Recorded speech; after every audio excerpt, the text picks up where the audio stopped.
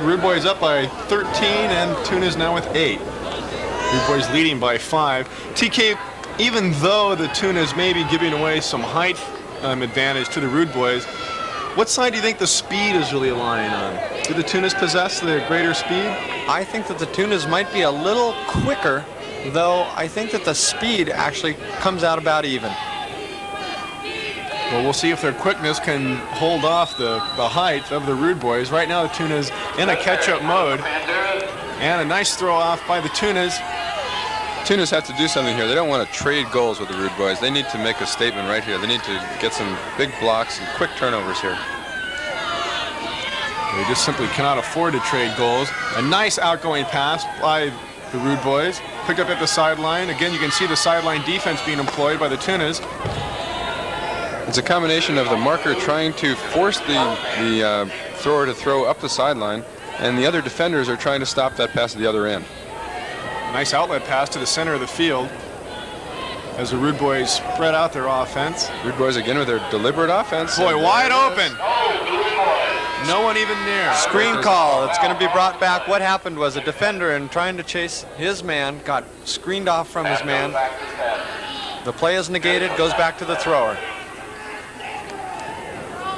In basketball, the screen is a very potent weapon. That's what you want to do. You want to stop players from getting to certain places. In Ultimate, you cannot move for the purpose of impeding another player. So the Rude Boys get the disc back, and again from about the 10-yard line, looking to penetrate into the end zone. Their offense looks real clogged in the end zone right now. They'll have to clear it out. Good defense being shown here by St. Louis. Tough defense here. A lead pass and a good reception by the Rude Boys. Catch again by the Rude Boys. Maybe an injury on the play to one of the Tunas or just a little disappointment. Looks like he'll be okay. Jimmy Herrick coming over the top. It looked like there was no way he could make that catch. Out of the blue, a spectacular catch again. Score now 14-8. Favor of the Rudy. Rude Boys just need 7 more points to walk away with the 1982 National Championships. The Rude Boys are not changing their style one bit. They're very deliberate in their offense. Every pass is just 100% pass. TK, in the UPA, have the Rude Boys pretty much dominated the Northeast region all year long? Rude Boys have been real active. What's going on is that the East Coast in general, Mid-Atlantic and Northeastern regions, have consistently shown stronger depth in the teams that come out of there. The Rude Boys have been very active and very successful this season. I spoke to their captain before the game. He is very confident and felt good about the fact that they were peaking at the right time of the year. So they're in fine form right now. Tunas playing catch-up disc as they trail 14-8. Nice sidearm pass down to the sideline. Wide open man. He's got him again, deep. The bomb. Looks like it's a there. Strike. A perfect sidearm pass. There was a mix-up on the defensive assignments there. Right from the initial throw-off, there was a wide open man downfield with no defender in sight. There was a mental mix-up before the throw-off.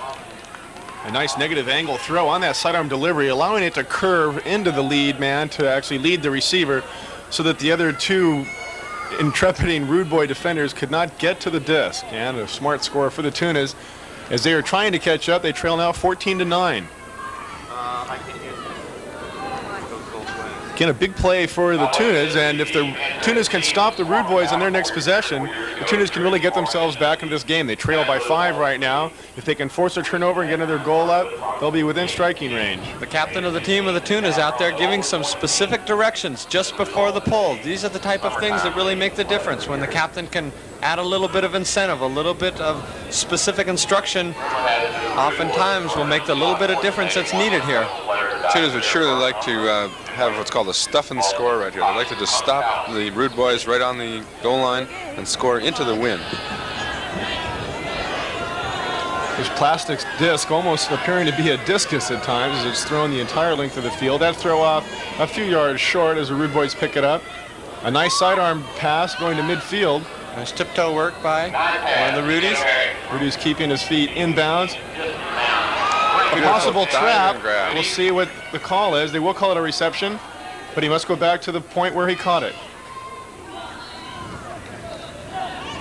Notice they're isolating that one corner of the end zone, trying to get somebody who's all alone there. Rudy's about just 1 foot away from the end zone, trying to come back and get another score. They must go backwards. There's a dump pass because they felt that they couldn't score from that point. They threw it back to a better thrower. Meanwhile, the marker counting away.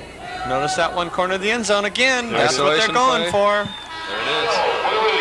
They keep dropping, they keep clearing out that one particular corner, and then it's just a matter of one man picking a defender and going one-on-one with him and beating him to the inside corner, or the outside corner rather, on the sideline, and the Rudies dumping it off. This is sometimes known as a bubble type offense, and that's what the Rudies are doing right down when they get near the end zone.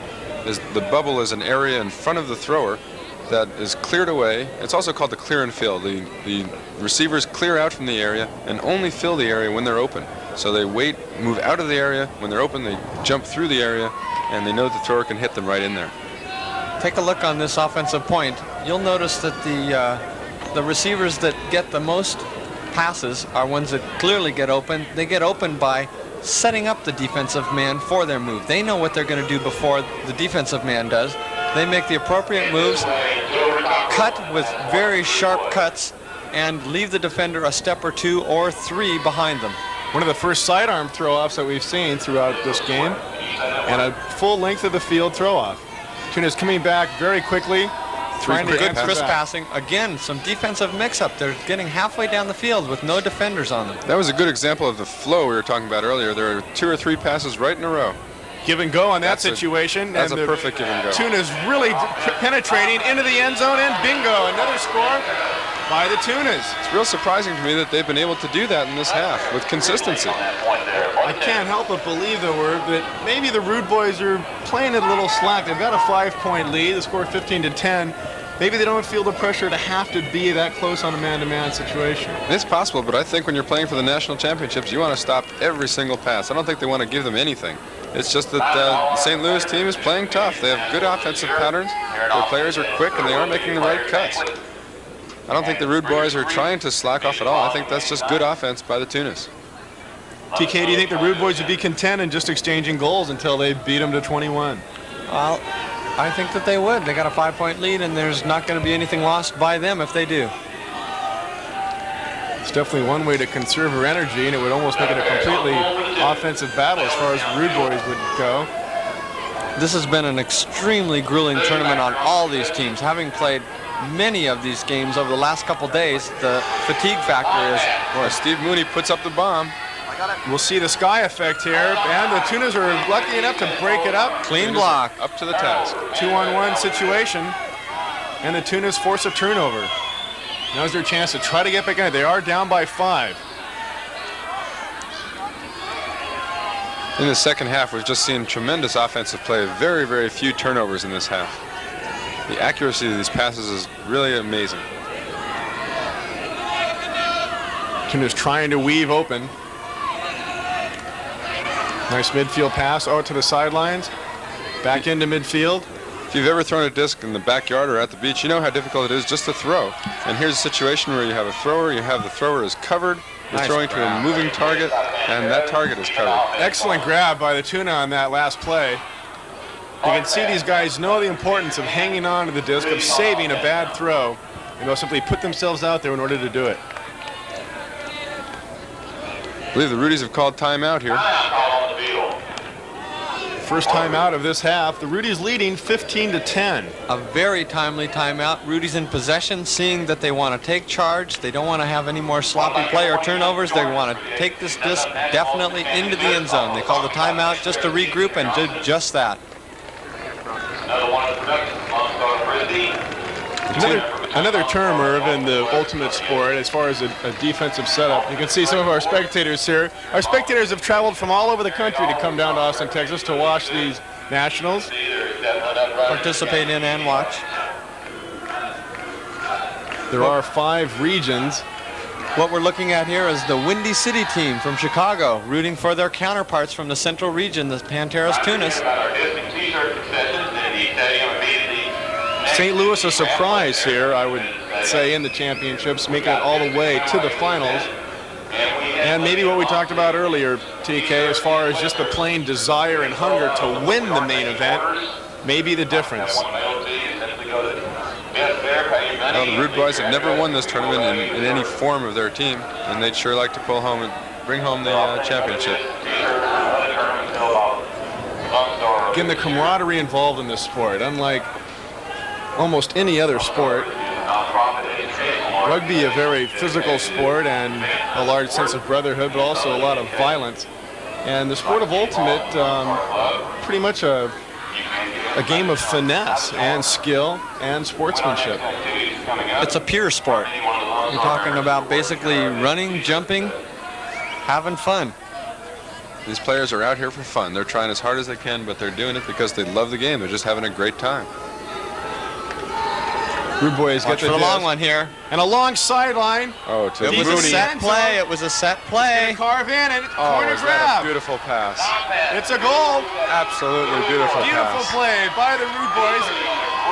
Boy, there is no way to explain the thrill of that play. When you're the thrower or the receiver in that kind of play, that just makes it all worthwhile. If you're practicing in cold, you play in the cold weather, you get miserable sometimes, you get a play like that, and it just makes it all worthwhile. About a 60-yard sidearm pass, hovering right over the sidelines and curving in, so the receiver was able to keep both feet in at the extreme corner of the end zone. A beautiful play. TK, can you practice a play like that?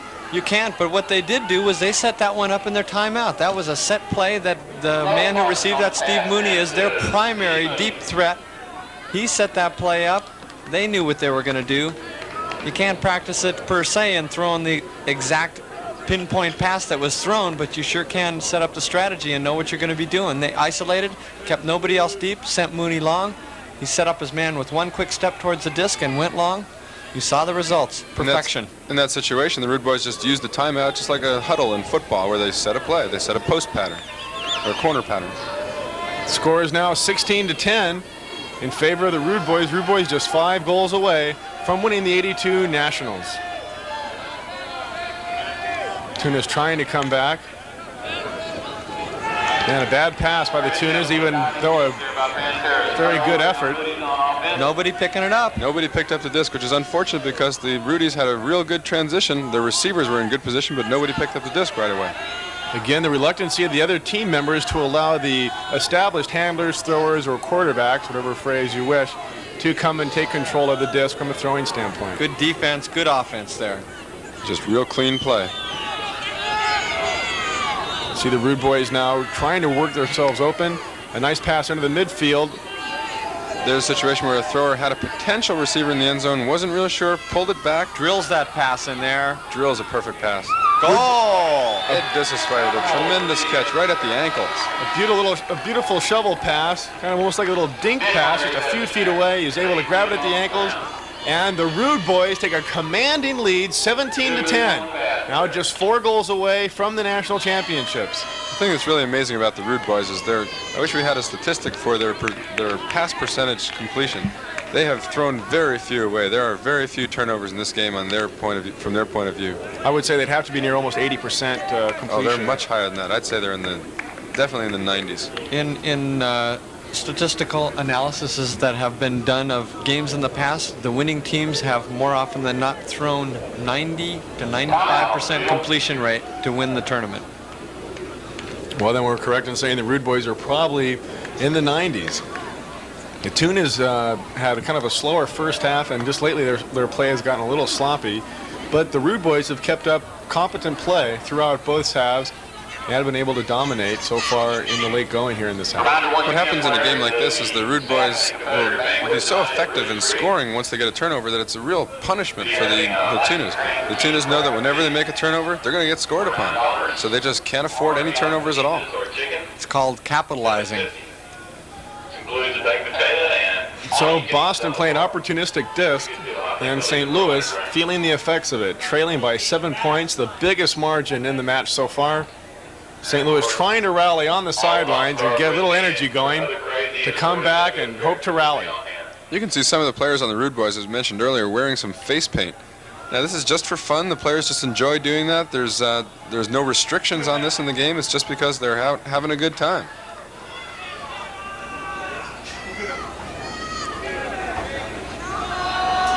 Rude Boys again will be throwing off as the Tunas come down into position to receive.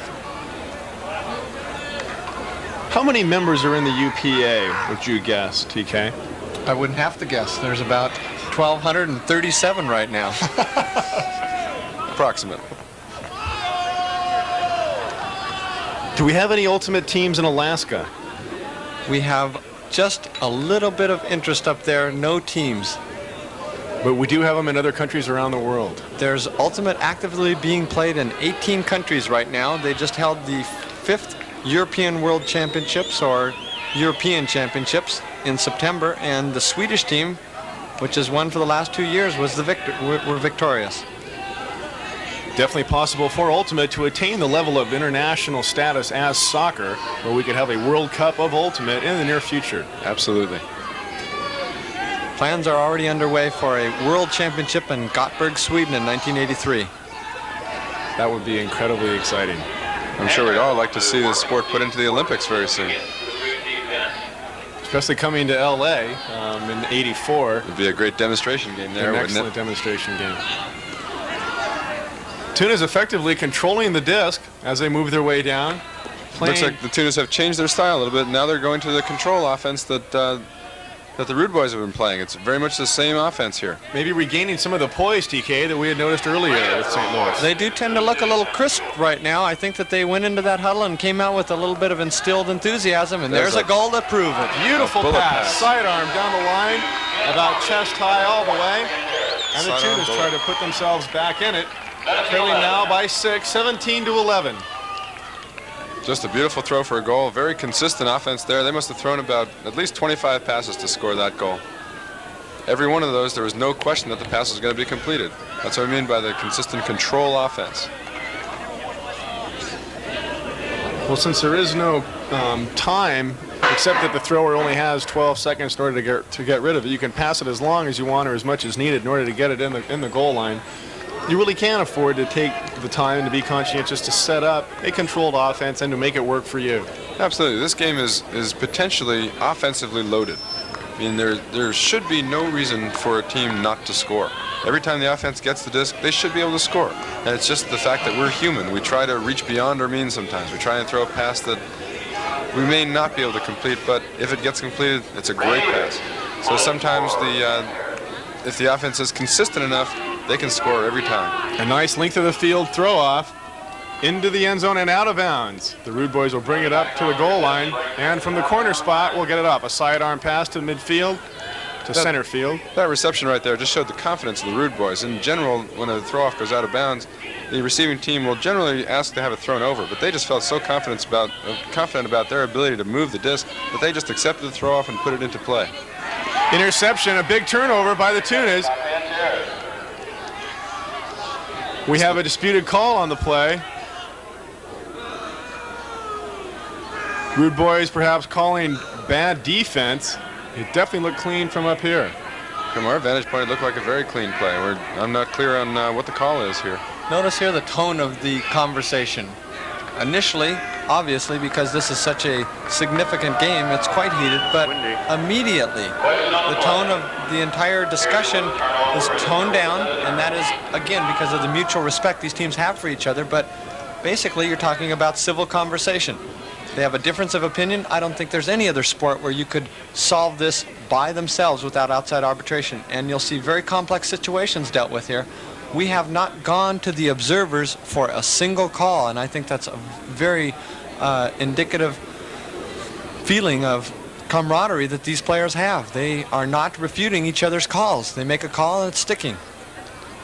One of the Rude Boys trying to put in his input. You'll see four main players, the 2 players from the Tunas and the 2 players from the Rude Boys talking. Those are the 2 players involved and the 2 captains of the team. And now it looks like they are going to the observer. Now here we go. This for is a the final call. This is the first time we brought in the observers. There's 2 observers here. They have collaborated. When asked for their opinion, it is given. That's all there is to it. And it's you going notice to be that- Tuna's disc. You'll notice that after the decision was made, the players shook hands. There's nobody out to get anybody here. It was just a disputed call. They weren't sure what happened.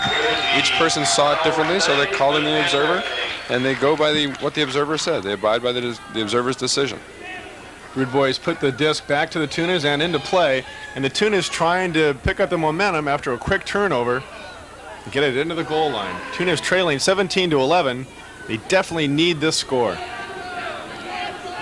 There's an upside-down pass. Oh, A tremendous beautiful catch. catch. Beautiful pass. Excellent example of the upside down pass, which normally is more or less a floating type of a pass. That was a bullet upside down that just drilled straight down to the ankles of the tuna in the end zone, and boom, an instant score. Very good point. That pass is normally thrown as a floating pass to throw over somebody, and here it was used in a very different sense. It was a pinpoint pass with amazing accuracy. Good catch by the receiver. Nice score, Tunas. I've never seen an upside down pass that hardly, I mean, thrown that hard with that type of accuracy. Just a real bullet. You'll really notice a wide variety in the velocity of these throws. Some of them are really drilled, going 50, 60, 70 miles an hour, where other ones are thrown very slow. They want to hang them out in front of the receivers so that they can run under them. And that's one of the advantages of a disc game as opposed to a game played with a ball. With the disc, you can hang it up there when you want to. You can float it when you want to and let the receiver come under it. In football, it's pretty much one release, one speed, and that's it. All right, the throw off from the Tunas as they come back. 17-12, they are only trailing by 5. It would not be impossible for them to come back. Particularly in a game to points, it's not over until the final point is scored. So even though there is a lead of 5 points here, there's no worry about a clock. Oh, another extension catch. Steve Moody of the Rudies. Full extension on their catches. Getting horizontal on Tight that reception. defense. And the Rude Boys continuing to try to work it down. About midfield now. And another incredible catch. Steve Mooney is just playing outstandingly offensive catching end. Rude Boys working it upfield. A lot of their patterns kind of crisscrossing one another to help confuse the defense, but sometimes it congests the Screen area. call again. You notice the receiver was wide open. It's not often that the receiver is going to be able to get 10, 15 steps open. Obviously, in that situation, it was not refuted at all. Screen call. And you can see some of the height matches up here as the Rude Boys definitely show they are almost head and shoulders above most of the fellows on the Tunas. But St. Louis has showed a lot of stamina. They are not down and out. They only trail by 5. Let's watch for the clear out again, see if they go into this bubble offense. They didn't need to because of a beautiful flow pass. That's a perfect example of the flow pass where the thrower threw one pass, the receiver takes the pass, turns, and just knows that his receiver is going to be in the perfect position for that second pass. TK, we've talked already about the Ultimate Players Association. What about the coaches, or even if there are any owners of these particular clubs? It's not a professional sport yet, but who else is involved in the sport of Ultimate besides the players? For the most part, it is just the players. In a few instances, we have some commercial involvement, but that's really the exception by far and away. What we do have, though, is a number of more experienced players that have taken on coaching roles. That is, either they are too old to be effective as prime Ultimate players, and or they have just chosen to share their knowledge that they've gained over the years with newer or younger teams. I myself am coaching a women's team now in California called the Air Traffic Controllers. Throw off underway, and a little bit of wind hanging it up very high and very long. Beautiful floating pool there. The disc just dropping off, and the Rude Boy defense completely down and set up.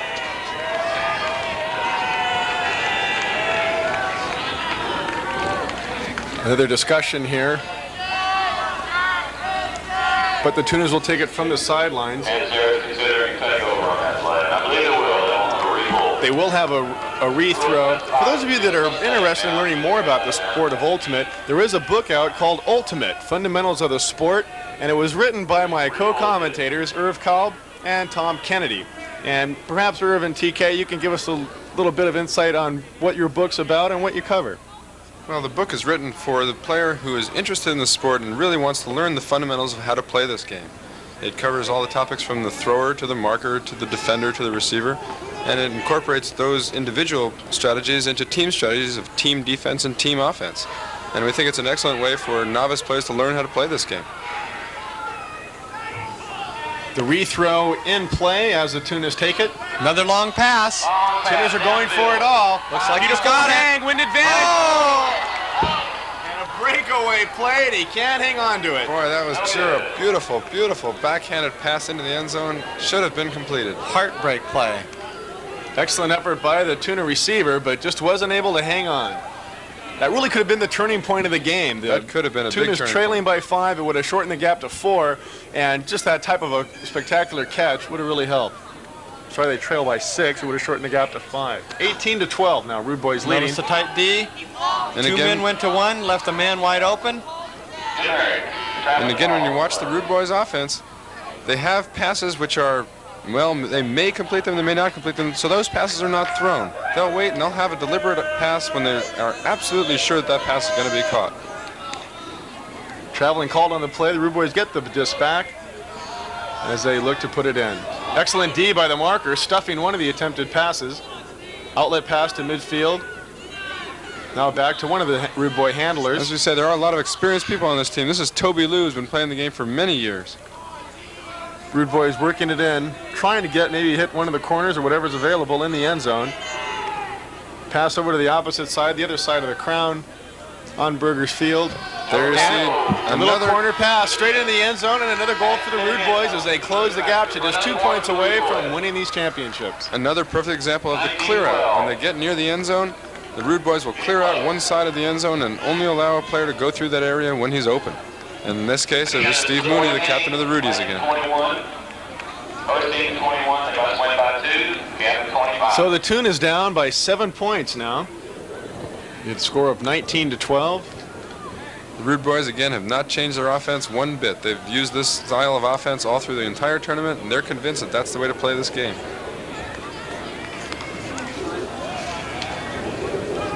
Scott Fight. The book on the sport of Ultimate has also been very instrumental in just getting clubs and sports and everything else going into the tournament.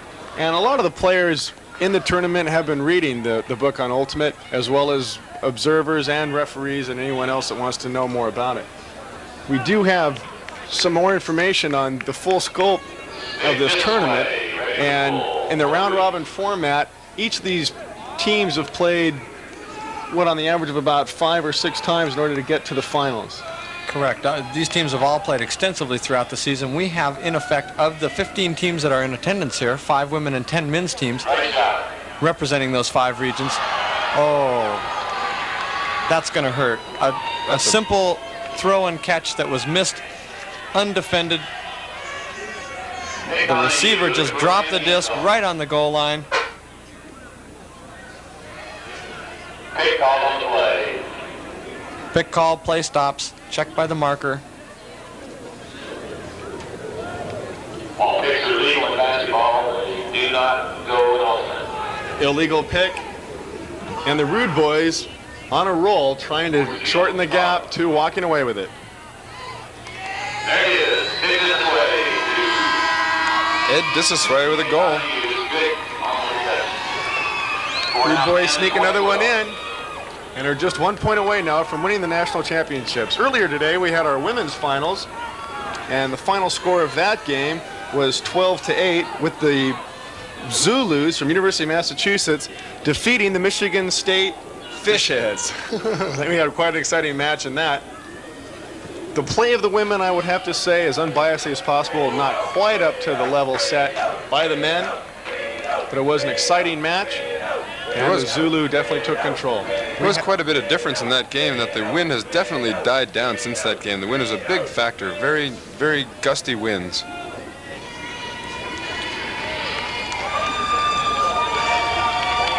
So with 1 point away from winning the tournament, Irv and Tom Kennedy are heading down towards the field, and we'll grab some interviews right after the match is over. The Toon is virtually out of this contest, are trailing by 8 points. It would take a miracle for them to come back.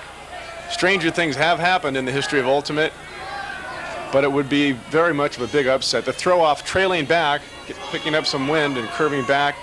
The Toon is in a scoring opportunity. They're going deep. They have a man deep. Rude Boys are there to defend, and the Rude Boys block it.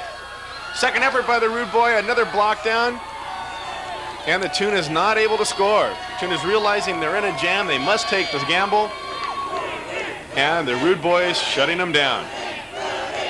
20-12, Rude Boys winning. 1 more point, and the Rude Boys, the winner of the 1982 National Championships. Toon is picking it up after that turnover. They have a short way to go to get into their end zone. Rude Boys with good defense. The marker counting out. And a costly turnover by the Tunas. They really needed to hang on to that one. It wasn't that difficult of a pass, but their execution was sloppy. Rude Boys gained possession, and again, just 1 goal short of winning the 82 Nationals. Steady, persistent offense by the Rude Boys as they march it down the field. Now over to the center field. Thrower looking back and forth for an open receiver. He forces it up the middle and gets it in to a Rude Boy.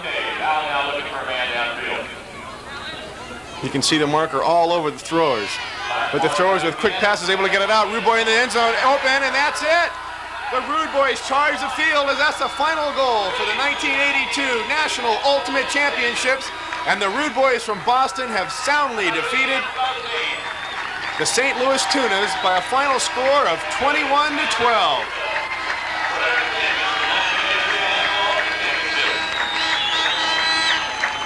A long road for the Rude Boys, having to first win their central divisions among their region, then go to the regionals to tie it all up, and then a long trip to Austin, Texas, where they went undefeated through the semifinals and the round-robin tournament, and coming into the final match, continue their undefeated streak to beat the Tunas by a score of 21-12. We'll be going down on the field here for some quick interviews with Tom Kennedy and Irv Kalb. I'm D. David Morin, bringing you the play-by-play here from the sideline, and we'll go down on the field for a final interview. Again, the final score for the men's Ultimate Championships, the Boston Rude Boys 21 and the St. Louis Tunas 12.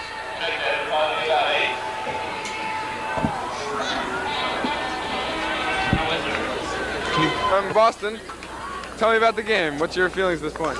Well, I think we, as a team, and I mean a team, had the best tournament we could have had. Everybody came through. I don't know if you noticed, but everybody plays in every game, and it's a team effort. It's like we have a pie theory, and everybody gets a slice, and all the slices of pie are the same. They can't be bigger. They're all the same, and you got to maximize your slice of pie, and we did. It's a real family. It's good.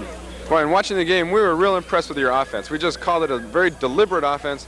You weren't risking anything. Every pass was 100% pass, and there were very, very few turnovers on your part. Excepting a couple, but I appreciate the compliment. Worked hard. I think that a lot of the guys have helped me out with my offense, because if you had seen me yesterday, I wasn't as good. Well, we saw you as one of the outstanding stars of this game, just making some tremendous catches in the game. And the whole team just played really well. It's a team effort, and thanks a lot, Irv. It was a big game for us, but let's not forget about St. Louis. That is a hot team. Those guys ran really hard. If we hadn't got up at 6 a.m., if we hadn't gotten up at 6 a.m. 3 weeks in a row to train, I don't know if we would have won. We were really surprised and pleasantly surprised by the Tunas. We thought they were a great team too, but it was just class and experience. Really a lot of experience on your team, and they'll be back next year, that's for sure. Well, thanks a lot, Irv. It's a pleasure playing in this game. Thank you. Tremendous game.